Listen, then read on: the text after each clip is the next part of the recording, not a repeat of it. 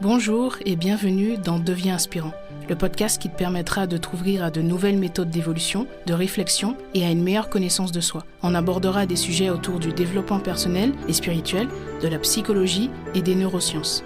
Je suis Jélissa Cerveau et je serai ton cobaye. J'apprends, j'expérimente ce que font des personnes inspirantes et qui réussissent et je te transmets ce qui fonctionne le mieux dans le but de t'aider à devenir la personne que tu veux être et à inspirer ton monde.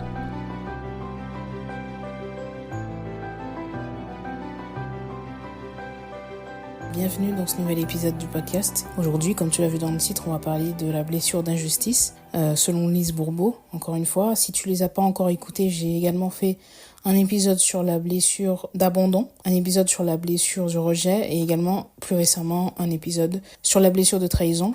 Donc aujourd'hui, on va parler de la blessure d'injustice, l'une des 5 blessures de l'âme, selon Lise Bourbeau. Donc on va rentrer dans le vif du sujet. D'abord, qu'est-ce que c'est que la blessure d'injustice ? Selon Lise Bourbeau, donc c'est l'une des 5 blessures de l'âme qu'elle décrit dans son livre « Les 5 blessures qui empêchent d'être soi-même ». Et cette blessure se forme souvent durant l'enfance, entre l'âge de 4 et 6 ans. Généralement en lien avec le parent du même sexe, elle se manifeste lorsque l'enfant ressent une profonde injustice, souvent en raison d'un sentiment de non-reconnaissance de ses efforts ou de ses talents, ou d'une comparaison défavorable avec les autres. Un sentiment d'injustice se développe chez l'enfant lorsque le parent est perçu comme froid, c'est-à-dire incapable d'exprimer ou de ressentir des émotions. L'enfant peut également ressentir cette blessure en raison du manque de communication, de l'autoritarisme, de crises fréquentes, de la sévérité, de l'intolérance ou du conformisme de ce parent. Souvent, le parent en question souffre lui-même de la même blessure, créant ainsi une transmission intergénérationnelle. Donc l'enfant en vient à croire qu'il est apprécié pour ce qu'il fait plutôt que pour ce qu'il est. Pour éviter de ressentir de l'injustice, il se coupe complètement, progressivement de ses émotions et de ses besoins pour se conformer à un idéal supposé attendu par les autres. D'abord en étant enfant pour être bien perçu par les parents, puis ensuite dans la vie d'adulte, pour être bien perçu par la société, par son patron, par ses amis et par toutes les personnes qu'il va rencontrer. Elle identifie un schéma, certains traits de caractère qui permettent d'identifier cette blessure. Donc, pour ce qui est de la blessure d'injustice, les personnes qui en souffrent vont arborer finalement un masque du rigide. Donc la personne souffrant de la blessure d'injustice va développer ce masque visant à éviter de revivre ce sentiment. Encore une fois, c'est toujours le même schéma, quelle que soit la blessure. L'objectif est toujours d'éviter de revivre le sentiment. Même si finalement, c'est en vivant réellement l'expérience qu'on peut parfois se libérer. Mais c'est pas forcément quelque chose qui est conscientisé en fait. Donc cette personne va se couper de ses émotions, chercher à être performante, à être parfaite, à vraiment penser à chaque détail de sa vie pour que ça soit vraiment dans les rangs, ce qu'on attend d'elle, jamais dépasser, jamais faire quelque chose d'inattendu, jamais faire quelque chose réellement pour elle-même finalement, mais plutôt pour les autres. Et donc elle se montre aussi invisible devant les autres. Ce masque, il cache en réalité une grande sensibilité qu'elle ne veut pas révéler. Parce que révéler cette sensibilité, c'est donc montrer de la vulnérabilité. Montrer de la vulnérabilité, c'est prendre le risque d'être blessé. Le rigide donc va avoir plusieurs comportements, donc plusieurs traits de caractère. Donc la première chose, ça va être la sensibilité cachée. Bien qu'il soit très sensible, le rigide, il dissimule cette sensibilité. Son ton de voix devient sec et raide lorsqu'il est ému. Il peut utiliser le rire pour masquer ses émotions. Deuxième élément, le contrôle de soi. Donc le rigide se contrôle énormément, imposant des obligations et des tâches pour atteindre la perfection. Donc comme on disait tout à l'heure, tout le temps faire en sorte d'être parfait, même si on ne peut pas vraiment l'être, mais c'est son objectif. Il est rarement malade car il ignore ses douleurs et besoins physiques. Donc c'est aussi quelqu'un qui n'est pas à l'écoute de ses propres besoins, mais qui est trop dirigé vers l'extérieur. Troisième élément, donc la colère et la culpabilité. La colère, souvent dirigée contre soi-même, est une émotion fréquente chez les rigides. Il se culpabilise beaucoup lorsqu'il ne fait rien ou lorsqu'il se repose. C'est-à-dire que c'est une personne qui veut tout le temps être en mouvement, mais à l'extrême. C'est-à-dire que s'accorder du repos alors même que c'est nécessaire, c'est quelque chose qui n'est pas concevable pour le rigide. Autre élément, donc la difficulté à recevoir et à se laisser aimer. Ça, c'est un vrai challenge pour celui qui souffre de cette blessure. Le rigide a donc du mal à recevoir des cadeaux ou de l'affection sans se sentir redevable. C'est-à-dire, je ne peux pas accepter qu'on me donne quoi que ce soit, puisque je pense pas être digne déjà, mais au-delà de ça, je serais obligée de rendre l'appareil. Pour moi, rien n'est gratuit finalement. C'est un petit peu ça son état d'esprit. Il a du mal donc également à exprimer son amour et sa tendresse, ce qui fait que ça crée parfois des petits problèmes dans ses relations, voire des plus gros problèmes dans ses relations. Des schémas qui se répètent et qui l'empêchent d'être pleinement épanoui. Dernier élément, l'optimisme excessif. Pour éviter de sentir la souffrance, le rigide se montre souvent trop optimiste, croyant que les problèmes se régleront d'eux-mêmes. Ce qui peut paraître paradoxal avec son besoin de perfection. Donc le rigide, il craint particulièrement la froideur, le fait de se tromper, le fait de ne pas être clair, le fait d'être critiqué évidemment, le fait de perdre le contrôle, donc c'est quelqu'un qui est vraiment très attaché à ça, au contrôle, le fait de déplaire, le fait d'être jugé de profiteur également. Il a des difficultés à reconnaître et respecter ses propres limites, ce qui peut le conduire à des situations de burn-out ou d'épuisement. Donc oui, très souvent le rigide se dirige vers ce type de problème. On en voit souvent d'ailleurs des personnes qui ont cette blessure prédominante, qui vont souvent finir en burn-out, en dépression. C'est très courant. Se mettre une très grosse pression mène souvent à ça. Et donc plus concrètement, d'autres éléments pour pouvoir détecter cette blessure d'injustice. Pour la détecter, il faut observer donc ses traits de personnalité et différents comportements. Bien sûr, on ne peut pas juste baser sur un point ou deux. Il faut vraiment prendre tout dans son entièreté et puis après s'observer soi-même, être à l'écoute de ce qu'on ressent, faire aussi une introspection et puis parcourir peut-être des événements de notre vie, de notre enfance pour identifier si on est touché par cette blessure. Voilà, l'objectif c'est d'abord de le faire pour soi, c'est pas forcément d'observer les autres, mais ça peut être intéressant aussi de faire cet exercice, d'observer les autres et des personnes qui nous entourent et essayer de voir s'ils sont peut-être touchés par cette blessure sans forcément leur faire une thérapie, lorsqu'on n'est pas sollicité, je pense que c'est des choses qu'il faut garder pour soi. L'objectif, c'est d'abord d'évoluer et d'être plus performant, plus compétent dans notre capacité à pouvoir détecter des blessures. Donc, premier élément, on en a parlé, le perfectionnisme. Donc, c'est des personnes qui vont tout le temps chercher à être parfaites, comme j'ai dit, pour éviter les critiques et les jugements. Donc, elles peuvent avoir des attentes très élevées envers elles-mêmes et envers les autres, parce qu'envers les autres également, ce qui peut poser problème parfois. Le deuxième élément, donc la rigidité émotionnelle, elles peuvent donc avoir du mal à exprimer leurs émotions et préfèrent contrôler leurs actions pour éviter de montrer de la vulnérabilité, comme je le disais tout à l'heure. Troisième élément, le sens aigu de la justice. Donc elles ont une perception très claire de ce qui est juste ou injuste et peuvent réagir fortement à toute forme de favoritisme ou d'inégalité. Ce sont des personnes qui sont très sensibles à l'injustice de manière générale et ça c'est quelque chose qui est un élément qui est assez facile à reconnaître. Les personnes qui vont avoir tendance à vraiment être très émotionnelles, à tout de suite réagir lorsqu'elles sont face à une injustice ou qu'une autre personne, elles sont témoins d'une injustice subie par quelqu'un d'autre. Quatrième point, la difficulté à recevoir de l'aide, comme j'ai dit, ces personnes préfèrent se débrouiller seules, car demander de l'aide peut être perçu comme un aveu de faiblesse. La blessure d'injustice peut également se manifester par des signes physiques, donc il y a trois éléments principaux, donc la corpulence équilibrée mais tendue, donc c'est des personnes qui ont un corps souvent athlétique et bien proportionné, mais elles peuvent paraître rigides ou tendues. Deuxième élément, donc la peau réactive, elles peuvent avoir une peau sensible et qui réagit facilement au stress, donc avec par exemple des rougeurs, des boutons, des problèmes de peau type acné ou psoriasis, etc. Le troisième point, c'est les problèmes de dos et de cou. La rigidité émotionnelle peut se traduire par des tensions musculaires, notamment dans le dos et le cou. Alors, je tiens à préciser, donc ça c'est un petit peu l'analyse de Lise Bourbeau, mais je tiens à préciser que c'est pas forcément toujours le cas. Là, on parle de la corpulence, etc., de tout un tas d'éléments. Mais évidemment, on ne peut pas se baser uniquement là-dessus pour déterminer qu'une personne a cette blessure. Et évidemment, il y a des personnes qui ont un physique différent et qui ont aussi cette blessure. Mais là, on parle vraiment d'une personne qui a... On a tous les 5 blessures en réalité, mais il y en a une qui va peut-être prendre plus de place. Et là, il s'agit d'identifier celle qui prend le plus de place, parce que c'est celle aussi qui nous crée le plus de difficultés dans notre quotidien et qui, en plus, peuvent entraver certains objectifs, peuvent entraver certains domaines de notre vie qui qui sont importants. Les schémas répétitifs qui peuvent être douloureux sont souvent aussi drivés par cette blessure-là. Donc concrètement, comment guérir de la blessure d'injustice? La première étape est donc de reconnaître et d'accepter la blessure. Alors tout comme pour les autres blessures, le fait d'accepter, d'être dans l'acceptation de cette blessure, de ce qu'on vit, c'est la première étape de guérison. Donc là, c'est de reconnaître l'existence de cette blessure, parce que parfois on peut être dans le déni, on peut se dire mais non, moi je suis pas concernée par ça, pas du tout, je n'ai rien vécu dans mon enfance qui pourrait laisser penser ça.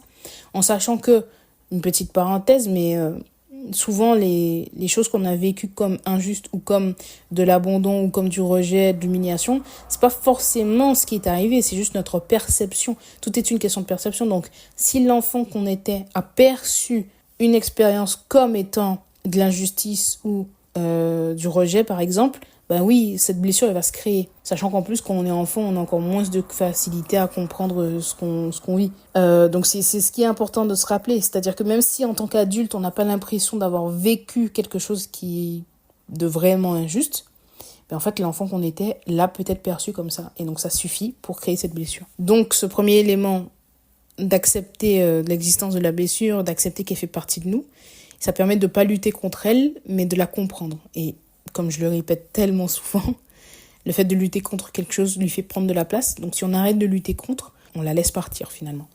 Le deuxième élément, donc le travail sur l'estime de soi. L'estime de soi, c'est un point sur lequel il faut travailler dans tous les cas, je pense. Mais lorsqu'on a cette blessure, c'est vraiment quelque chose qui peut faire la différence. Donc renforcer l'estime de soi, c'est crucial. Il s'agit de s'accorder de la valeur et de reconnaître ses talents, ses réussites, sans attendre la validation extérieure. Et c'est vrai que c'est pas évident, parce qu'on a tendance à faire des choses pour être validé, surtout lorsqu'on porte ses blessures. Mais accepter l'idée qu'on puisse faire des choses pour soi et pour se voir progresser, sans forcément, bien sûr, se concentrer sur la finalité, c'est aussi essentiel.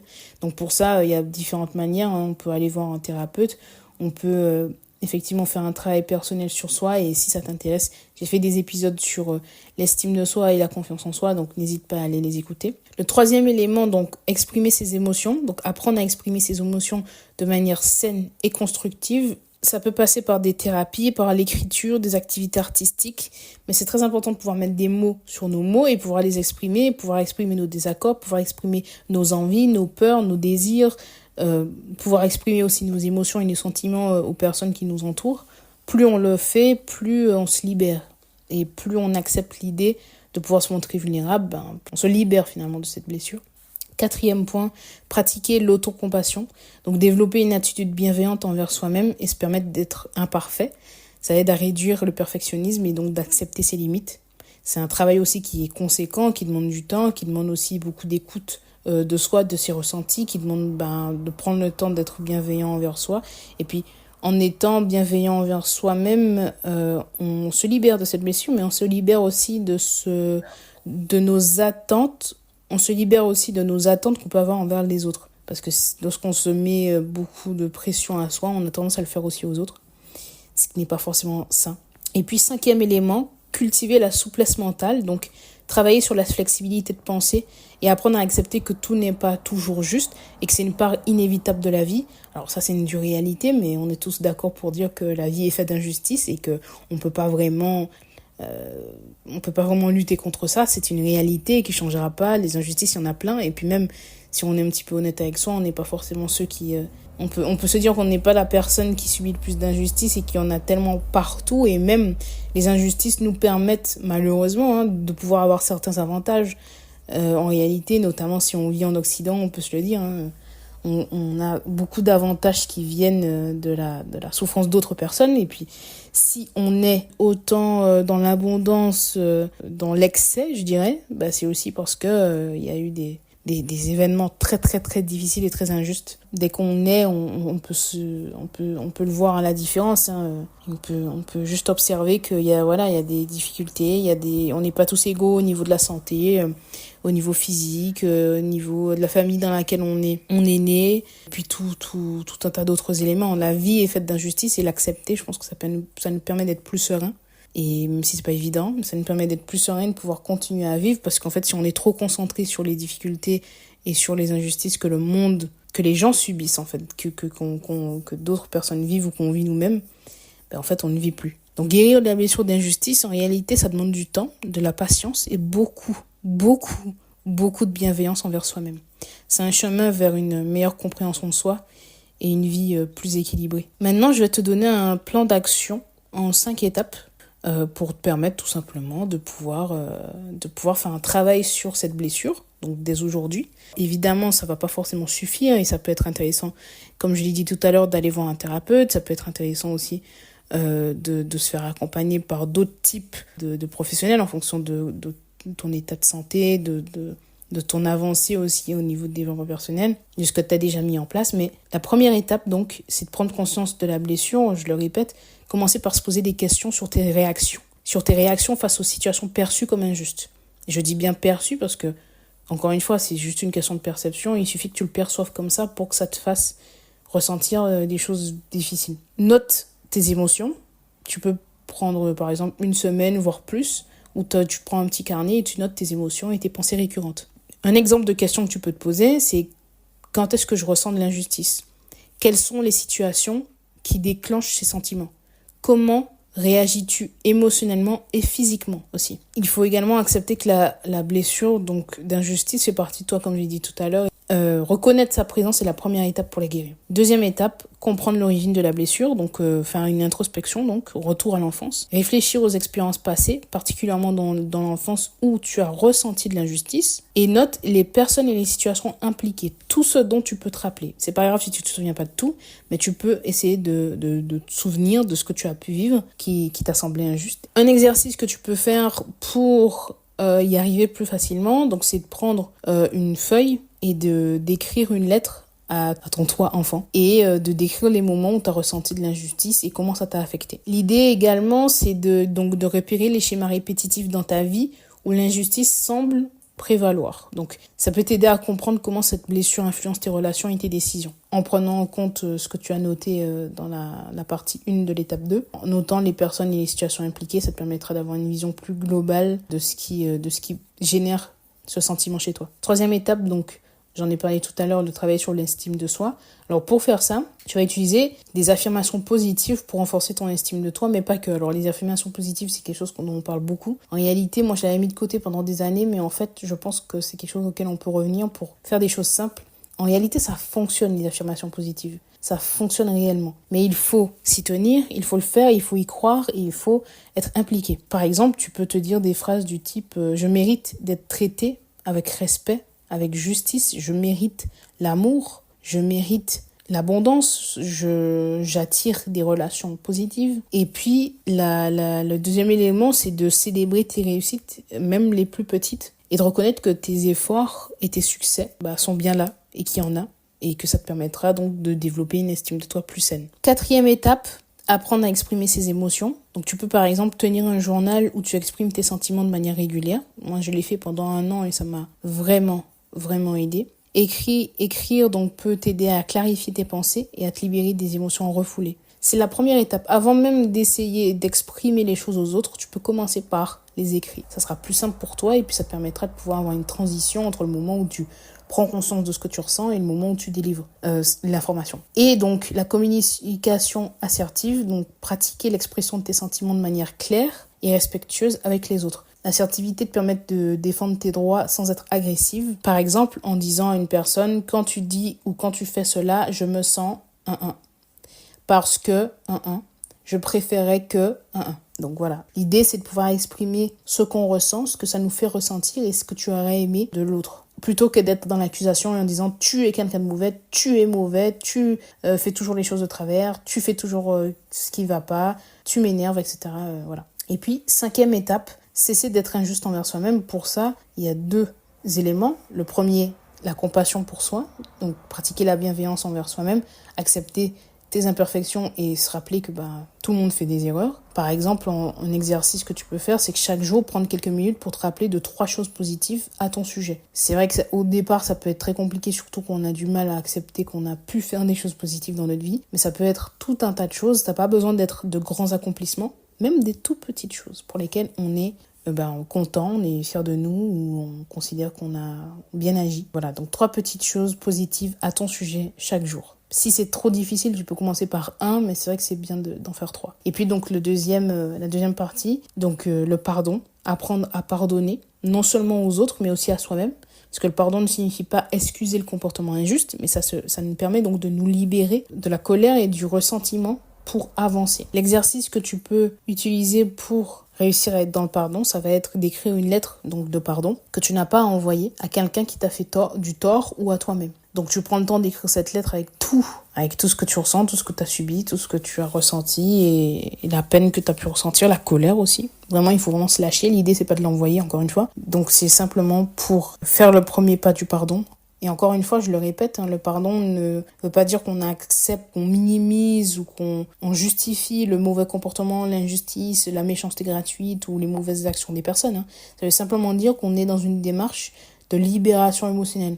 C'est-à-dire qu'on fait ce choix pour soi égoïstement. D'abord pour soi, pour se sentir mieux, pas pour l'autre. C'est d'abord pour soi, en fait. Parce que, je le répète, le fait d'avoir de la rancœur envers quelqu'un, de vraiment maintenir ce sentiment-là, ça nous fait plus de mal à nous-mêmes qu'à l'autre, parce que l'autre continue sa vie. Mais toi, tu maintiens ce sentiment douloureux, négatif, de basse vibration en toi. Et ça ne te fait aucun bien. T'en libérer te permettra de pouvoir te sentir mieux.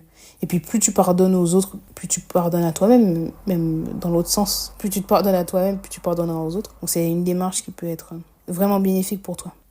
Donc voilà, cet épisode se touche à sa fin. Je te mettrai dans la description si ça t'intéresse. Donc je te mettrai dans la description, si ça t'intéresse, des méta-analyses sur le sujet de l'injustice et l'impact que peut avoir l'injustice sur notre santé mentale. 3 méta-analyses en particulier. Et si ça t'intéresse, donc dans la description, j'espère que cet épisode t'a plu. Si c'est le cas, n'hésite pas à partager et à me mettre 5 étoiles sur Apple Podcast, sur Spotify ou la plateforme sur laquelle tu m'écoutes. Et puis on se retrouve très bientôt dans un nouvel épisode. Devenons inspirants ensemble.